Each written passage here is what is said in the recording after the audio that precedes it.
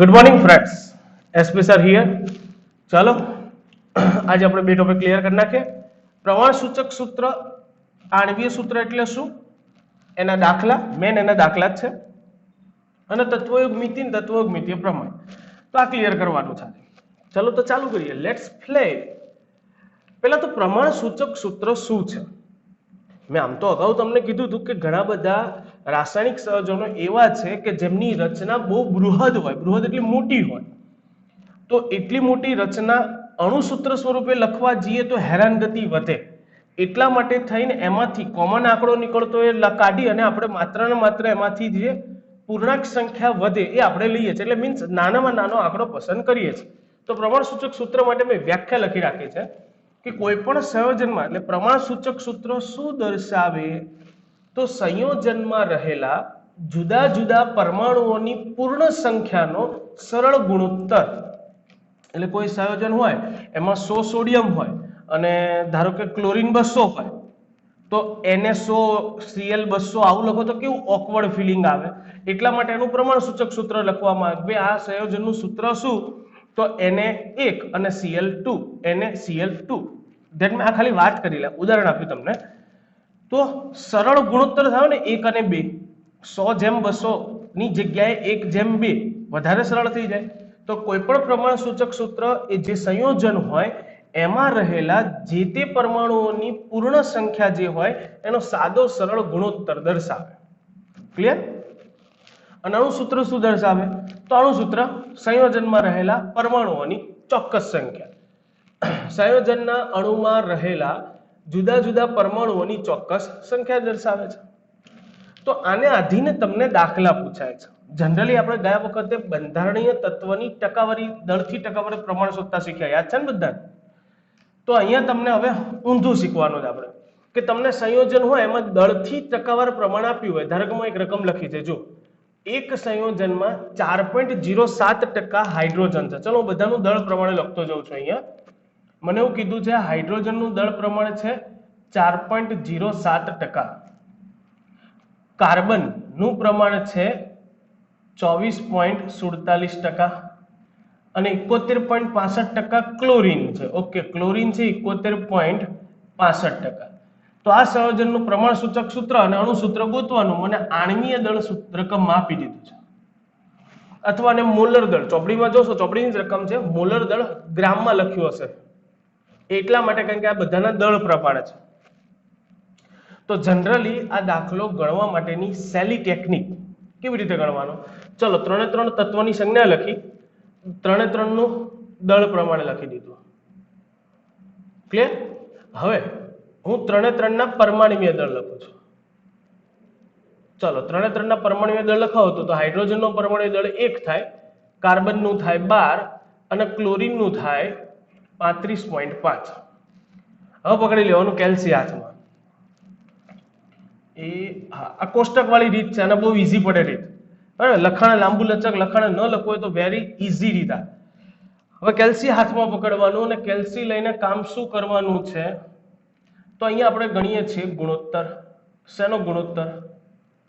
તો હું ગુણોત્તર ગણું છું દળ પ્રમાણ ભાગ્યા પરમાણુ દળ. વેઇટ, કેલ્સી લઈ લઈએ આપણે. ચાલો જો પહેલો ગુણોત્તર કરો ને તો તમે ગાંડા કહેવાલા. 4.07 દળ પ્રમાણ ભાગ્યા પરમાણ્વીય દળનો ગુણોત્તર લો તો 4.07 ભાગ્યા 1, એટલે આ કેટલું વધવાનું? 4.07. ચલો 24.47 ડિવાઇડેડ બાય 12 તો 2.39, સોરી 2.039. પછી આનું દળ પ્રમાણ અને ગુણોત્તર શોધી નાખીએ. 71.65 ડિવાઇડેડ બાય 35.5, 2.018. હવે તમે ગુણોત્તર શોધો તો ગુણોત્તર શોધ્યા બાદ 3 ના ગુણોત્તરમાં જો સૌથી નાનો આંકડો કોણ, તો મને દેખાય છે જો ક્લોરીનનો ગુણોત્તર સૌથી નાનામાં નાનો છે, એના વડે બધાને ભાગી નાખવાના. એટલે અહીંયા સાદો પૂર્ણાંક, આપણને એક સાદો પૂર્ણાંક મળશે. ચલો જોઈએ. 4.07 ડિવાઇડેડ બાય 2.018 તો 2.016. પછી 2.039 ડિવાઇડેડ બાય 2.018 એટલે લગભગ 1.01 આવી જવાનો. અને આની વાત કરું 2.018 એ તો એને ભાગે એ જ કરવાનું એટલે પૂર્ણાંક સંખ્યા 1 જ આવવાની. તો જો સાદો પૂર્ણાંક પરથી હું અહીંયા કહી શકું કે આપેલ સંયોજનમાં હાઇડ્રોજનની સંખ્યા 2.016 ઇઝ એપ્રોક્સ કેટલી લઈ શકાય 2. કાર્બનની સંખ્યા is equal to 1.01 is approx 1 અને ક્લોરીનની સંખ્યા ઇઝ ઇક્વલ ટુ 1 માટે સીધું મને પ્રમાણ સૂચક સૂત્ર મળે. પ્રમાણ સૂચક સૂત્ર ઇઝ ઇક્વલ ટુ શું લખાય? કાર્બનની સંખ્યા 1, હાઇડ્રોજનની સંખ્યા 2 અને ક્લોરીનની સંખ્યા 1. મેં અહીંયા સુધીનું કામ કર્યું. પહેલા તો મને એમ ખબર પડી મારે સંયોજનનું પ્રમાણ સૂચક સૂત્ર અને અણુ સૂત્ર ગોતવાનું.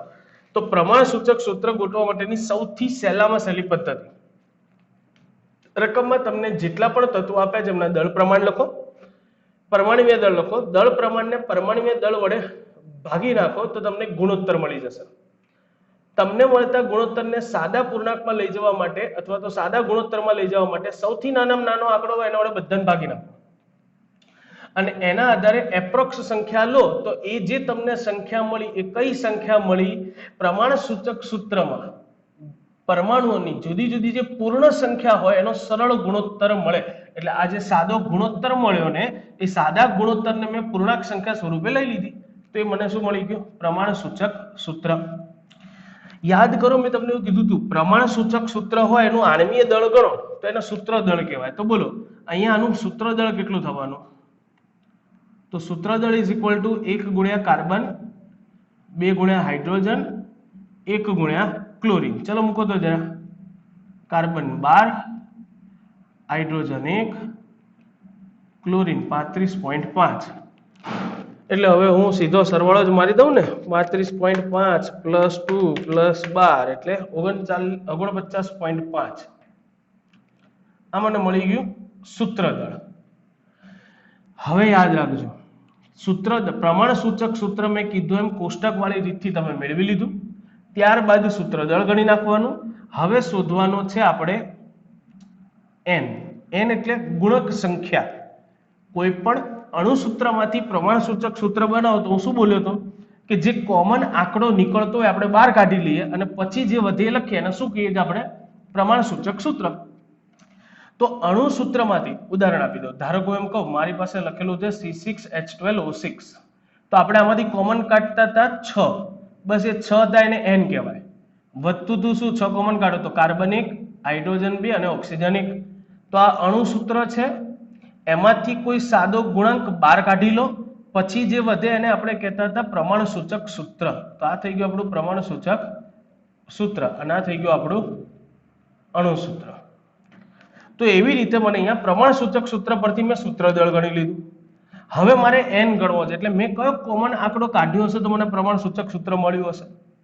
તે ગણવા માટેનું સૂત્ર છે પ્રમાણ સૂચક સૂત્રમાંથી કયો આંકડો કોમન કાઢ્યો હોય એ ગણવું હોય તો જે તે સંયોજન આપણને આપેલું હોય એનું આણ્વીય દળ અથવા મોલર દળ ભાગ્યા એનું શું કરી નાખવાનું? સૂત્ર દળ. તો આણ્વીય દળ હતું 98.96 ડિવાઇડેડ બાય 49.5 ઇઝ એપ્રોક્સ 2 મળશે.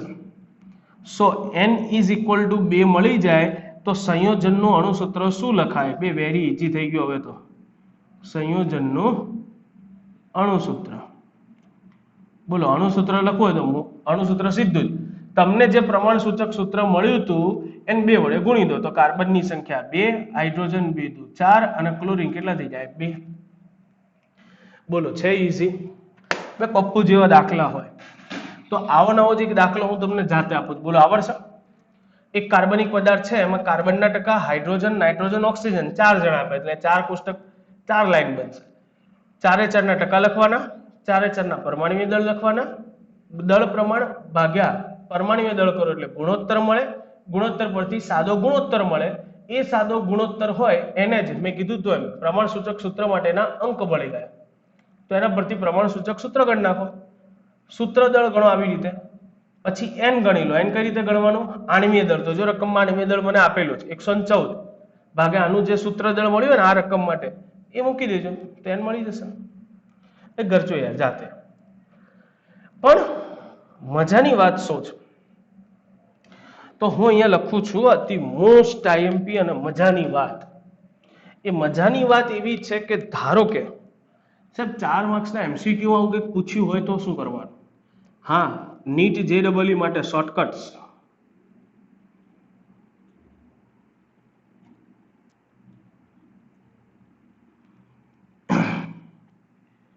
તો આના માટે તમારે ગણતરી કરવા શું કરવાનું?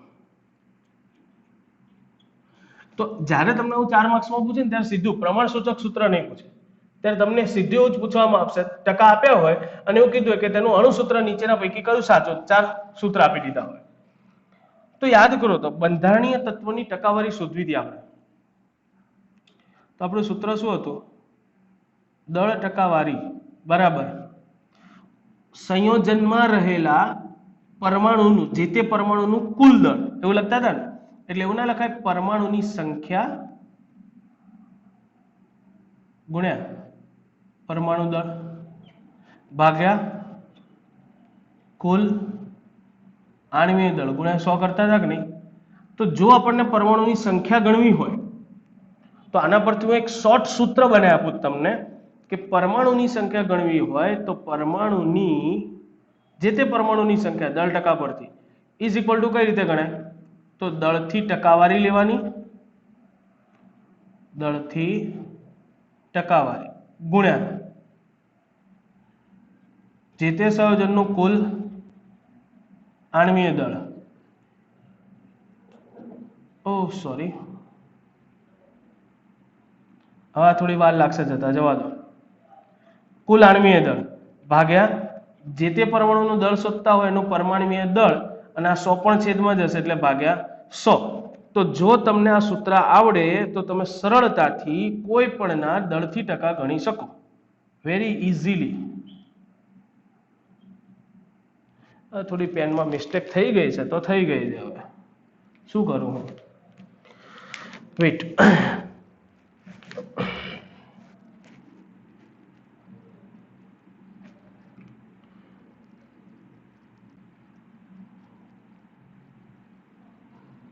ઓકે, ના સમજ્યા કે સમજી ગયા? ચલો હું સીધું જ શીખવાડું છું, જોજો. ક્યારેથી પકડો હાથમાં, મારી જોડે ગણતરી કરતા જાઓ એટલે ખબર પડી જશે. મારે પરમાણુની સંખ્યા ગણવી છે, મને ધારો કે આ રકમ આપી છે, હું આનું તમને સીધું શીખવાડું બરાબર. પછી આ બી આપણે ટેલી કરીએ છીએ પણ પહેલા આ શીખી લઈએ કે આ ટેલી કરવું છે. ચલો પહેલા આ ટેલી કરીએ પછી આ શીખીએ. ચલો બોલે આ દાખલાને જાઓ ખબર C2H4Cl2 આવશે. ઓકે, ખબર છે એટલે હું તમને પુષ્ટિ કરાવું છું કે આ સૂત્ર પ્રમાણે ઝડપથી થાય. દળથી ટકા પ્રમાણે તો મને જુઓ, હાઇડ્રોજનનું દળથી પ્રમાણ ટકા આપ્યું હતું 4.07 ગુણ્યા કુલ આણ્વીય દળ રકમમાં આપ્યું હતું 98.96 ભાગ્યા હાઇડ્રોજનનું શોધીએ છે તો હાઇડ્રોજનની સંખ્યા શોધીએ હાઇડ્રોજનનું પરમાણુ દળ ભાગ્યા 1 અને ભાગ્યા 100. જવાબ મળે 4.02 ઇઝ એપ્રોક્સ 4. હાઇડ્રોજનની સીધી સંખ્યા મળી, અણુસૂત્રમાં કેટલી હોય? 4. ચલો જોઈએ કાર્બન 24.47% હતા મલ્ટીપ્લાય કુલ આણ્વીય દળ તો એ હતું 98.96 ડિવાઇડેડ બાય કાર્બનનું પરમાણ્વીય દળ 12 ડિવાઇડેડ બાય 100 જવાબ મળશે 2.017 એટલે એપ્રોક્સ 2 આવી ગયા. સીધા કાર્બનની સંખ્યા 2. ચલો ક્લોરીન કરી નાખીએ 71.65 હે ને ટકા એટલા જ આપ્યા છે ગુણ્યા કુલ આણ્વીય દળ 98.96 ડિવાઇડેડ બાય ક્લોરીનનું પરમાણ્વીય દળ 35.5 ડિવાઇડેડ બાય 100 1.99. તો આપણી સન્નિકટમ સંખ્યા 1 પોઈન્ટ આગળ લઈ જાઓ 1.99 એટલે એપ્રોક્સ 2 તો ક્લોરીન આવી ગયા 2. ચલો અનુભૂતિ નાખીએ. હે ચલો તમારે ધારો કે આનું સીધું હું અણુસૂત્ર બતાવું તો અણુસૂત્ર શું થઈ જાય? તો કાર્બન 62.07 એટલે 62.07 ગુણ્યા એનું કુલ આણ્વીય દળ 114 ડિવાઇડેડ કાર્બન 12 ડિવાઇડેડ બાય 100 તો કાર્બન આવશે 5.89 એટલે એપ્રોક્સ 6 કાર્બનની સંખ્યા, કારણ કે નવડો છે પાછળ 5.89 લખો તો નવડો એક ની આગળ લઈ જાઓ તો 5.9 ઇઝ એપ્રોક્સ લખી શકાય.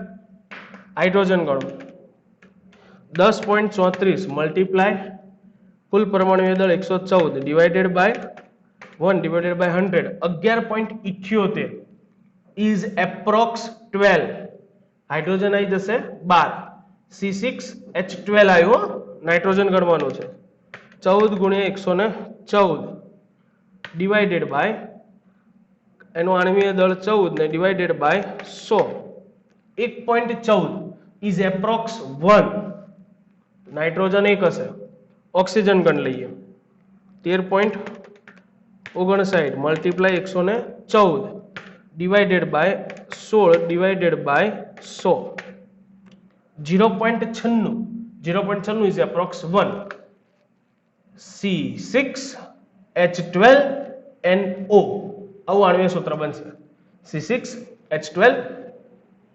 C6H12N અને O સોરી N ની સંખ્યા 2 આવી હતી ને અહીંથી વારંવાર પડતી ગણે હું ભૂલી ગયો 14 ગુણ્યા 114 ડિવાઇડેડ બાય પરમાણુ દળ 14 ડિવાઇડેડ બાય 100 1.14 એટલે એક જ હતી હા તો N અને O બોલો પડી ખબર ફાઇનલ ડન ચાલો તો આગળ વધીએ હવે આપણે જોવાનું છે તત્વયોગ મિતિ અને તત્વયોગ મિતીય પ્રમાણ સર આ છે શું સમજાઈ રહ્યું ચલો ધ્યાન રાખજો આ ટોપિક જે હું અત્યાર સુધી બૂમો પાડતો હતો ને સૌથી મોસ્ટ ટાઈમ પી પાર્ટ એ આ પપ્પુ જેવો છે હમણાં જોશો એટલે ખબર પડી જશે પણ હાલ પૂરતું તમને પ્રમાણ સૂચક આણ્વીય સૂત્ર ક્લિયર કે તમને કોઈ રકમ આપી હોય એના પરથી દાખલો ગણવાનું કીધું હોય તો આ શોર્ટ ટેકનિક અને દાખલો ગણવાનું કીધું હોય તો તમે આ રીતે ગણી શકો છો આપણે બધા ફાઇનલ છે તો તત્વયોગ મિતિ અને તત્વયોગ મિતીય પ્રમાણને ફોકસ કરીએ હવે છે શું તત્વયોગ મિતિ અને સાહેબ તત્વયોગ મિતિ પ્રમાણ આ એટલો મોસ્ટ ટાઈમ ટોપિક છે કે ના પૂછો વાત મેં કીધું એમ JEE નીટ માટે તો ખાસ મોસ્ટ આઈએમપી આ શેના માટે ખાસ તો નીટ એન્ડ JEE ખાસ ફોકસ કરજો આના ઉપર કેમ કે દાખલા પૂછાય આની પરથી આવડી જશે મેં હું ને તત્વયોગ મિતિ નો શુદ્ધ ગુજરાતી સાદો સિમ્પલ અર્થ મારે કરવો હોય તો કરી શકું સંતુલન અને તત્વયોગ મિતીય પ્રમાણ એટલે શું સંતુલિત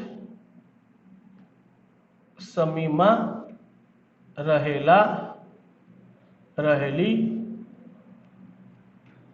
સંખ્યાનો ગુણોત્તર ઘણા કે સાહેબ અમને કઈ ખબર પડી નહીં ચલો સમજીએ ખરેખર પહેલા તત્વયોગ મિતિ સમજો તત્વયોગ મિતિ એટલે શું તો કોઈ પણ રાસાયણિક સમીકરણ હોય એની અંદર આપણે જે તે પરમાણુ હોય એને પ્રક્રિયક અને નિપજ સાઈડ સંતુલિત કરીએ છીએ એ જે સંતુલિત કરીએ છીએ ને એને એ રાસાયણિક પ્રક્રિયાની તત્વયોગ મિતિ કરી કહેવાય ઉદાહરણ દ્વારા સમજીએ આપણે એક સાદું સિમ્પલ ઉદાહરણ લઈ લઈએ મિથેનની દહન પ્રક્રિયા ધ્યાનમાં લઉં છું મિથેનની દહન પ્રક્રિયા તો બધાને ખબર છે મિથેન એટલે CH4 દહન કરો તો ઓક્સિજન વગર થાય નહીં ઓક્સિજનની હાજરીમાં એને ભૂકડા કાઢે એવું સળગાડી નાખો તો એમાંથી બની જાય કાર્બન ડાયોક્સાઇડ અને વોટર થઈ જાય એટલે ભૂચૂટું પડી જાય તો સમીકરણ સંતુલિત નથી અને સંતુલિત કરવું પડશે ચલો તો એ સંતુલિત કરો છો ને એને મેં આ રાસાયણિક સમીકરણની શું કરી કહેવાય તત્વયોગ મિતિ ચલો કરી દઈએ કાર્બન 1 હાઇડ્રોજન 4 હાઇડ્રોજન 2 જ છે હાઇડ્રોજન 2 દુ 4 કર્યા પણ ઓક્સિજન જુઓ તો 2 અને 2 4 તો ઓક્સિજન 2 દુ 4 તો એ મિથેન ની આગળ કઈ નથી એટલે 1 સમજાય કાર્બન ડાયોક્સાઇડ ની આગળ કઈ નથી તો 1 સમજાય તો આ જે સમીકરણને સંતુલિત કર્યું એને મેં રાસાયણિક પ્રક્રિયાની શું કરી કહેવાય તત્વયોગ મિતિ હવે તત્વયોગ મિતીય પ્રમાણ તત્વયોગ મિતીય પ્રમાણ એટલે શું તો તમે આ સંતુલિત કરો ત્યારે પ્રક્રિયકોની તત્વયોગ મિતીય પ્રમાણ કેટલું કહેવાય તો પ્રક્રિયકો કોણ કોણ છે મિથેન અને ઓક્સિજન મિથેન ની આગળ મેં 1 વડે ગુણ્યું હતું એટલે 1 જેમ ઓક્સિજન ની આગળ કેટલા વડે ગુણ્યું હતું 2 તો આ થઈ ગઈ પ્રક્રિયકોની તત્વયોગ મિતીય પ્રમાણ અને નિપજોનું લખવું હોય તો નિપજોનું પણ શું થવાનું સેમ 1:2 તો તમે આ જે ગુણકો હોય એને જો પ્રમાણ સ્વરૂપે એટલે કે જેમ સ્વરૂપે લખી નાખો તો એને વચાય તત્વયુગ્મિતીય પ્રમાણ. આ પ્રક્રિયકોનું ના નિપજો. બોલો છે ઈજી? તો સાહેબ આમાં આટલું મોસ્ટ ટાઈમ કેમ કરતા હતા? હા, હવે સમજવાનું છે. આને એટલું મોસ્ટ ટાઈમ એટલા માટે બેટા હું કહું છું કારણ કે આના આધારે મોલ કન્સેપ્ટના દાખલા ક્લિયર થાય. કોઈ પણ રાસાયણિક સમીકરણ, અત્યારે હું ઉદાહરણ આવડું જ લઈ લઈએ છીએ આપણે એટલે વાંધો ના આવે. 1 2O2 it gives 1 CO2 plus 2 H2O. હવે સાંભળજો ખાસ કે તમે કોઈ પણ રાસાયણિક તત્વયુગ્મિતીય પ્રમાણ એટલે શું એ ખબર પડી ગઈ ને બધાને?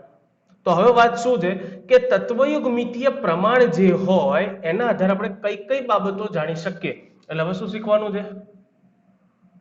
તત્વયુગ્મિતીય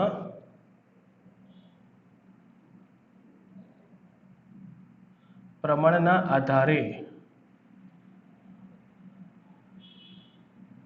નક્કી થતી બાબતો. બસ આજ મેન છે કે તમને કોઈ પણ રાસાયણિક પ્રક્રિયા સંતુલિત કરી હોય અને સંતુલિત કર્યા બાદ એમાં જે તત્વયુગ્મિતીય પ્રમાણ હોય એના પરથી શું જાણી શકો? તો જનરલી કોઈ પણ સામાન્ય રાસાયણિક પ્રક્રિયામાં જે તત્વયુગ્મિતીય પ્રમાણ હોય એના પરથી સૌથી પહેલું તો પ્રક્રિયામાં ભાગ લેતા પ્રક્રિયક અને નિપજોની મોલ સંખ્યા જાણી શકાય. એટલે હું અહીંયા એવું કહી શકું કે આગળ એકડો છે એટલે મિથેન 1 મોલ લીધો હશે, એની O2 અણુના 2 મોલ સાથે પ્રક્રિયા કરી હશે, મિથેન 1 મોલ, ઓક્સિજન 2 મોલ એકબીજા સાથે પ્રક્રિયા કરી કાર્બન ડાયોક્સાઇડના 1 મોલ અને પાણીના કેટલા મોલ બનાવે છે? 2 મોલ. પડી ખબર કે ના પડી? હું બધાના મોલ જાણી શકું. પહેલા તો શું જાણી શકું? બધાના મોલ. અચ્છા, બીજું શું જાણી શકાય? જો હું મોલ જાણી શકતો હોઉં તો સાથે સાથે આ તત્વયુગ્મિતીય પ્રમાણના આધારે પ્રક્રિયામાં ભાગ લેતા પ્રક્રિયક અને નિપજોનું વજન જાણી શકાય. વજન કઈ રીતે જાણી શકાય? જનરલી મોલ જાણો એટલે વજન જાણી જ લેવાય. કેમ? કારણ કે બે મોલનું સૂત્ર શું હતું? મોલ બરાબર વજન ભાગ્યા અણુભાર. તો બોલો વજન બરાબર શું થઈ જાય? મોલ ગુણ્યા અણુભાર થઈ જાય ને? મોલ ખબર હોય તો અણુભાર વડે ગુણી દો. તો બોલો મિથેન અહીંયા કેટલા વજનમાં લીધો હશે? 1 મોલ. કાર્બન 12, હાઇડ્રોજન 1 તો 4, 12 ને 4 16. તો મોલ ગુણ્યા 16 કરી દો તો બોલો અહીંયા હું કેટલું કહી શકું? 16 ગ્રામ મેં શું લીધું હશે? મિથેન. ઓક્સિજન 16 હોય, 16 દુ 32, 32 દુ 64. કેટલા ગ્રામ? 64 ગ્રામ ઓક્સિજન સાથે પ્રક્રિયા કરે છે. કાર્બન ડાયોક્સાઇડ 44, એક જ મોલ છે એટલે 44 ગ્રામ CO2 બને છે. હાઇડ્રો H2 18 દુ 36 ગ્રામ પાણી બને છે. તો મારો કહેવાનો અર્થ શું છે કે હું આ જે આંકડા લખ્યા છે એના આધારે બે યાર અહીંયા કાર્બન 1 થાય, હાઇડ્રોજન 4 થાય તો એનું વજન મળી ગયું. ઓક્સિજન 2 દુ 4, એક ઓક્સિજનનું 16 ચોક 64 ગ્રામ. કાર્બન 1, ઓક્સિજન 2, કાર્બન 12, 12 દુ અરે 12 અને 16 દુ 32, 32 ને 12 44. હાઇડ્રોજન 4 અને ઓક્સિજન 2, 4 અને ઓક્સિજન 16 દુ 32, 32 ને 4 36. તો બધાના વજન ગણી શકાય.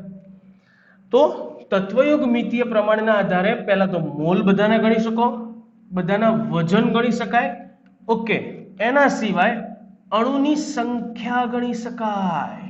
શું ગણી શકાય? અણુની સંખ્યા. એટલે મોલ હતા કે નહીં બધાના? મોલને એવોગ્રેડો આંક વડે ગણી દઉં તો હું શું કહી શકું કે ભાઈ મિથેન 1 મોલ ગુણ્યા એવોગ્રેડો નંબર 6.022 ગુણ્યા 1023. તો 6.022 ગુણ્યા 1023 ઘાત મિથેનના અણુઓ 2 ગુણ્યા એવોગ્રેડો નંબર એટલે લગભગ 12.044 ગુણ્યા 1023 ઘાત ઓક્સિજન અણુ સાથે પ્રક્રિયા કરે અને એમાંથી 6.022 ગુણ્યા 1023 ઘાત કાર્બન ડાયોક્સાઇડ અણુ બનાવે, સાથે 12.044 ગુણ્યા 1023 ઘાત H2O બનાવે. એટલે ઇન શોર્ટ એવોગ્રેડો આંક મૂકી દો તો જે અણુઓ પ્રક્રિયા કરે છે ને જેટલા અણુ બને છે ને એ અણુઓની સંખ્યા જાણી શકો તમે. એના સિવાય જો પ્રક્રિયામાં બધા જ વાયુમય પ્રક્રિયક અને નિપજ હોય, મિથેન ગેસ, ઓક્સિજન ગેસ, ધારો કે કાર્બન ડાયોક્સાઇડ બી ગેસ અને પાણીની વરાળ બને છે, તો હવે હું જે લખવાનો છું ને એ ટોપિક આપણે 5મા ચેપ્ટરમાં શીખીશું, પણ હું અત્યારે કહી રાખું છું કે એસટીપીએ કદ જાણી શકો. શું જાણી શકો? એસટીપી એટલે standard temperature and pressure. 273 kelvin તાપમાન, 1 બાર દબાણને પ્રમાણિત પરિસ્થિતિ ગણવામાં આવી છે.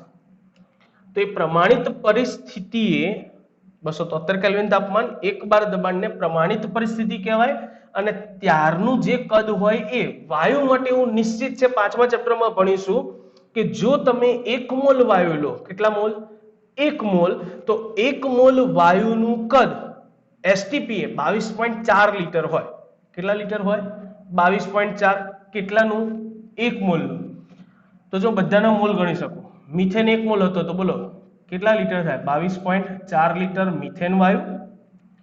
22.4 ગુણ્યા 2 એટલે 44.8 લીટર ઓક્સિજન સાથે પ્રક્રિયા કરે, એમાંથી 22.4 લીટર CO2 બને અને 44.8 એટલે હું ગુણાકાર કરીને બોલેલા 22.4 ગુણ્યા 2 લીટર શું બનાવે? પાણીની વરાળ. કદની ગણતરી થઈ શકે? પડે છે. સાથે તમે અહીંયા એકમ કદની પણ ગણતરી કરી શકો. એકમ કદ, એકમ કદ સીધા મોલ પરથી ગણાય.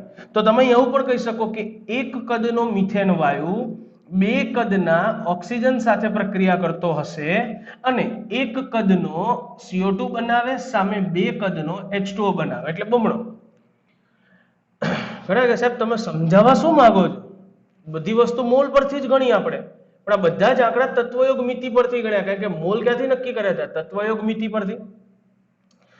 તો આના આધારે તમે કોઈની પણ સરખામણી કોઈની બી સાથે કરી શકો. ના સમજાય? ચલો એક ઉદાહરણ આપો. હા, પહેલા તો હું જે કહેવા માંગતો હતો ને એ ટોપિક અહીંયા ક્લિયર થઈ ગયા, બરાબર? કે તમે કોઈ પણ સંતુલિત સમીકરણ હોય ને એના પરથી આટલી વસ્તુ ગણી શકો. હવે મને આના દાખલા કેવા પૂછાય ખબર? જો આવું પૂછાય, 22 ગ્રામ CO2 ઉત્પન્ન કરવા ખાલી જગ્યા મોલ મિથેન જોઈએ. જો હવે આ અવળ ચંડાઈ કરી. કેમ અવળ ચંડાઈ કરી? એ વજન શેમાં આપ્યું છે? ગ્રામમાં. પૂછ્યું શું? મિથેનના કેટલા મોલ જોઈએ? તો જનરલી આવા દાખલાને શોર્ટ ટેકનિકથી સોલ્વ કરતા શીખવાડો છો. અતિ શોર્ટ ટેકનિક ધ્યાન રાખજો ખાસ. તો જ્યારે આવો દાખલો આવે ને ત્યારે એને પહેલા તો સૌથી પહેલા તો મિથેનમાંથી CO2 બનાવવાનું. મિથેનમાંથી CO2 કઈ રીતે બને? મારી પાસે સમીકરણ છે. મિથેન વાયુ હોય, ઓક્સિજન સાથે દહન કરો, કાર્બન ડાયોક્સાઇડ બને અને પાણી બને. સંતુલિત બી હું કરી દઉં છું. હાલ મેં અત્યારે આ જ ઉદાહરણ લીધું છે, પછી આપણે આગળ જતા દાખલા ગણીશું એટલે તમને ખ્યાલ આવી જશે. મને પૂછ્યું છું 22 ગ્રામ CO2. ઓકે, એટલે 22 ગ્રામ CO2 મારે બનાવવાનો છે. શેમાંથી? મિથેનમાંથી. તો આના કેટલા મોલ જોઈએ? તો હવે છે ને તમને એ ખબર હોવી જોઈએ મિથેન અને CO2 ના મોલ અને વજન વચ્ચેનો સંબંધ. તો અહીંયા જો મિથેન કેટલા મોલ કહેવાય? 1 મોલ. જો મિથેન 1 મોલ હોય ત્યારે કાર્બન ડાયોક્સાઇડના મોલ કેટલા આવવાના? 1. 1 મોલ એટલે એનું વજન કેટલું આવવાનું? 44 ગ્રામ. તો તમે સીધું અહીંયા લખી શકો 44 ગ્રામ. એટલે મેં કીધું એમ ડાબી બાજુના ભાગને જમણી બાજુના કોઈ પણ ભાગ સાથે તમે આમથી આમ સરખામણી કરી શકો. 1 મોલ મિથેન લો તો 22.4 લીટર CO2 વાયુ ઉત્પન્ન થયો કહેવાય. 1 મોલ મિથેન હોય તો એવું પણ કહેવાય કે H2O 12.044 ગુણ્યા 10⁻23 અણુ ઉત્પન્ન કરશે. ટૂંકમાં કોઈની બી સરખામણી કોઈની સાથે કરી શકો. અધરવાઇઝ કોઈ એક ફોર્મમાં લઈ જવાના બધાને. જેમ કે જો આનું ગ્રામમાં વજન હતું ને તો એવું કરો, મોલની જગ્યાએ તમને પૂછ્યા ભલે મોલ હોય તો તમે અહીંયા ગ્રામમાં શોધી લો ને પછી એના મોલમાં કન્વર્ટ કરો. જો એ ના સમજાય ને તો મેં અત્યારે આ લખ્યું સમજાયું કે નહીં પહેલા મને એમ કહો. મેં શું કર્યું? મને પૂછ્યું જ શું 22 ગ્રામ CO2 બનાવો તો મિથેનમાંથી, તો એના કેટલા મોલ જોઈએ? એટલે 22 ગ્રામ બનાવો તો કેટલા મોલ જોઈએ? કઈ વાંધો નહીં. મને ખબર હતી કે 1 મોલ મિથેન વાયુ હોય તો એનું દહન કરું તેમાંથી 1 મોલ CO2 એટલે 44 ગ્રામ CO2 બને. તો પતી ગયો ને દાખલો. 1 મોલ હોય તો 44 બને તો કેટલા મોલે? 22 ગ્રામ બને. એટલે ત્રિરાશિ થઈ ગઈ ને આપણી. તો 22 ગુણ્યા 1 ડિવાઇડેડ બાય 44. તો જવાબ શું આવી જશે? 22 ભાગ્યા 44 ઇઝ ઇક્વલ ટુ 0.5 મોલ.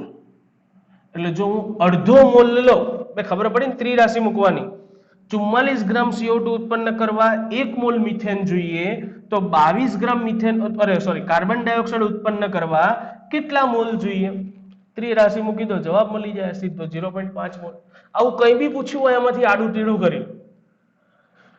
હજી એક ઉદાહરણ આપો, અહીંયા લખીએ છીએ આપણે ઉદાહરણ તરીકે. ચલો આપણે એવું કરીએ, મને એવું કીધું છે ઓકવર્ડ આંકડો લો એટલે તમને લોકોને ઝડપથી ખબર પડે. 1.256 ગુણ્યા 10⁻21 અણુ H2O ઉત્પન્ન કરવા કેટલા ગ્રામ O2 જોઈએ? એટલે અહીંયા ઉપર પહેલા લખેલું હોય મિથેનની દહન પ્રક્રિયામાં, આવું લખેલું હોય મિથેનની દહન પ્રક્રિયા દરમિયાન આટલા અણુ H2O ના ઉત્પન્ન કરવા કેટલા O2 જોઈએ? તો જો વિચારવાનું, સમીકરણ લખી નાખવાનું. પહેલા તો સમીકરણ શું? મિથેન 2 મોલ ઓક્સિજન, એમાંથી 1 મોલ બને CO2 અને 2 મોલ બને H2O. ચલો હવે ખાલી વિચારવાનું છે. આપણને પૂછ્યું જ શું, ઓક્સિજનના H2O ના અણુ આપ્યા છે. કેટલા અણુ આપ્યા છે? 1.256 ગુણ્યા 10⁻21 અણુ કેટલા ગ્રામ O2 માંથી બને? કેટલા ગ્રામ O2 માંથી બને? કઈ વાંધો નહીં. હવે O2 અહીંયા O2 ગ્રામ છે ને, તો પેલા ગ્રામમાં ગોતું હોય તો O2 નું કેટલું ગ્રામ કહેવાય? O2 નું વજન ગ્રામમાં કેટલું થાય? 2 મોલ O2. 2 મોલ O2 એટલે 4 ઓક્સિજન 16 ચોક 64 ગ્રામ. એટલે મને ખબર છે કે જો 64 ગ્રામ ઓક્સિજન લઈશ ને તો 2 મોલ H2O બનશે. 2 મોલ H2O એટલે કેટલા અણુ થશે? તો 2 ગુણ્યા એવોગાડ્રો આંક જેટલા. એવોગાડ્રો આંક એટલે 6.022 ગુણ્યા 10⁻23 અણુ બનવાના. કેટલા બનવાના? તો 64 ગ્રામ લઉં તો આટલા અણુ બને. તો આટલા અણુ કેટલા ગ્રામે બને? ત્રિરાશિ થઈ ગઈ. બોલો ખાલી શું મૂકવાની તમારે? ત્રિરાશિ. આટલા એ આટલા, તો આટલા એ કેટલા? એટલે તમારો જવાબ શું આવશે? 1.256 ગુણ્યા 10⁻21 ગુણ્યા 64 ડિવાઇડેડ બાય 2 ગુણ્યા 6.022 ગુણ્યા 10⁻23. ગુણાકાર ભાગાકાર કરી નાખો, જવાબ મળી જાય. પડે છે? ખબર પડે છે કે નથી પડતી? એટલે ખાલી ગુણાકાર ભાગાકાર કરવાના. હવે હું નથી કરતો, એ તમારે કરી નાખવાનું જાતે. તો આ થયું તત્વયોગ મિતિ અને તત્વયોગ મિતિ પ્રમાણને આ કન્સેપ્ટ મગજમાં ફિટ કરી દેજો કે તમને કોઈ પણ સમીકરણ આપ્યું હોય તો સમીકરણમાં તમે આટલી વસ્તુ જાણી શકો જેમાં કોઈને કોઈની બી સાથે બાંધી શકાય. એટલે તમે જો મિથેનના મોલ ગણવા હોય, સામે કોઈની સંખ્યા આપી હોય, લીટર આપ્યા હોય, એકમ કદ આપ્યું હોય, ગ્રામ આપ્યા હોય, મોલ બી આપ્યા હોય, તો આને 1 મોલ સાથે કનેક્ટ કરી શકો. એટલે આને તમે એવું કહી શકો કે 1 મોલ મિથેન લઉં તેમાંથી આટલા મોલ CO2 બને, અથવા તો 44 ગ્રામ CO2 બને.